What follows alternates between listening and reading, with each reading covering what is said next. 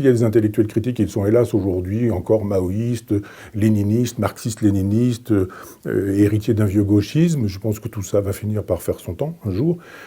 Et qu'il y a une jeune garde avec des jeunes auteurs qui effectivement défendent des idées que notre président Macron appellerait disruptives.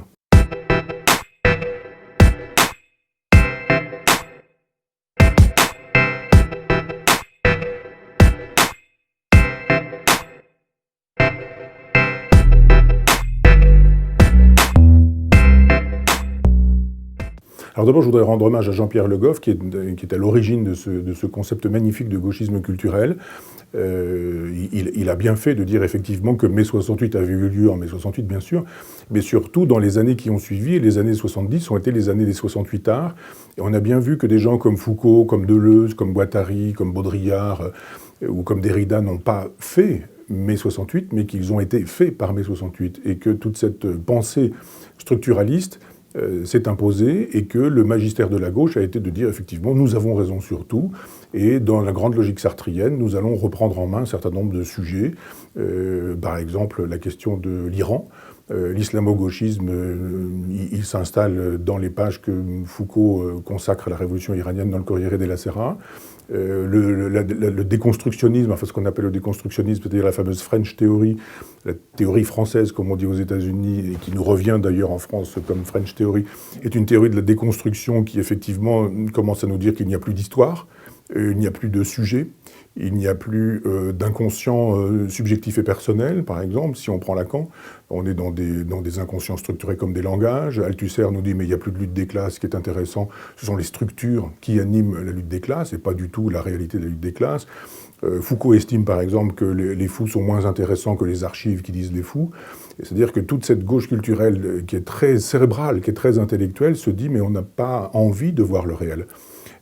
D'une certaine manière, Rousseau est leur père à tous, et quand Rousseau commence à dire « commençons par écarter les faits », on se dit « mais c'est formidable qu'un philosophe dise « commençons par écarter les faits », puisque finalement il faut faire le contraire, c'est-à-dire allons directement aux faits, laissons de côté les archives qui disent les choses, laissons de côté les structures qui sont finalement des idées comme on l'a trouvé dans la philosophie médiévale, laissons de côté tout ça pour aller voir du côté du réel, véritablement, ça évitera de dire des sottises. Et comme effectivement on a estimé qu'il n'y avait d'intelligence que d'intelligence de gauche, et que quiconque pensait à droite disait des bêtises ou des sottises, eh bien on s'est interdit de voir ce que la droite disait de juste. C'est-à-dire que quand Camus dit « mais si la vérité devait être de droite, eh bien je serais de droite », il a vraiment raison. La question, c'est pas de se dire « ça vient de la gauche, donc c'est bien, ça vient de la droite, donc c'est mal ».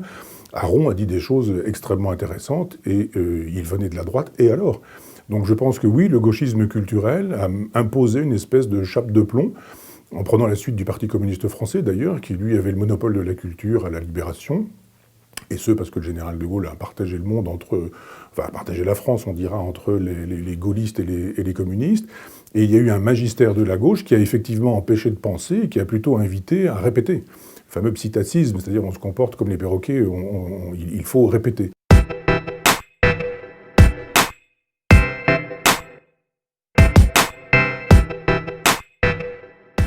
Les intellectuels ne sont redevables de rien, c'est-à-dire qu'ils ont été structuralistes. Un jour, ils ont cessé d'être structuralistes, ils nous ont dit « il n'y a pas de sujet », et puis après le sujet revient. Barthes nous dit « il n'y a pas d'auteur », et puis il écrit un Roland Barthes par Roland Barthes. On se dit « les droits d'auteur vont dans la poche de Roland Barthes qui estime qu'à ce moment-là, il y a bien des auteurs ».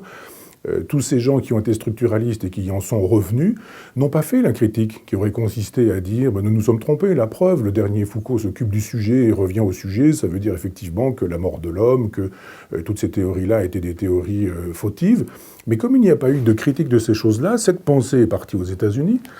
Les intellectuels détestent les États-Unis, mais adorent être enseignés sur les campus américains, parce que c'est la consécration, et puis cette théorie française devient la French Theory, et nous revient après des traductions. Donc vous imaginez bien que, par exemple, l'Anti-Édipe ou Mille plateaux traduits aux États-Unis et nous revenant par les campus américains, ça nous donne quand même des pensées un peu un peu amoindri ou affadi, je ne voudrais pas être grossier ou vulgaire, et de fait, nous nous mettons actuellement à l'école d'un structuralisme américain, alors que les Français eux-mêmes avaient estimé que le structuralisme, c'était has-been, qu'il fallait passer à autre chose. Donc oui, le gauchisme culturel nous a empêchés de penser, et nous empêche encore de penser.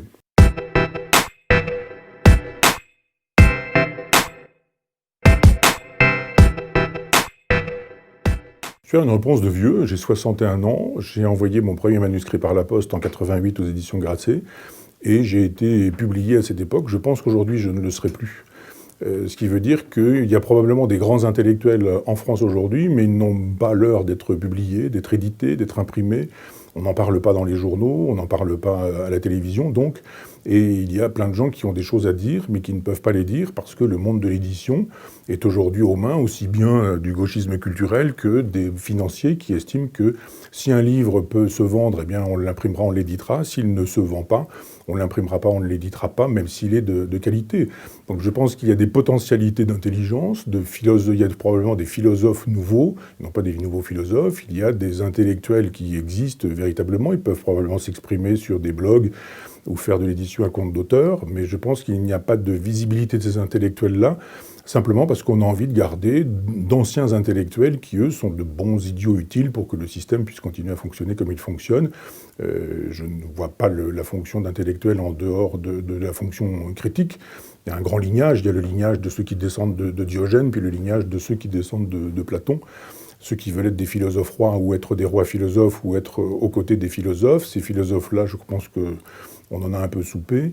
Et puis les intellectuels critiques ont existé, existent encore. S'il y a des intellectuels critiques, ils sont hélas aujourd'hui encore maoïstes, léninistes, marxistes-léninistes, héritiers d'un vieux gauchisme. Je pense que tout ça va finir par faire son temps un jour. Et qu'il y a une jeune garde avec des jeunes auteurs qui effectivement défendent des idées que notre président Macron appellerait disruptives.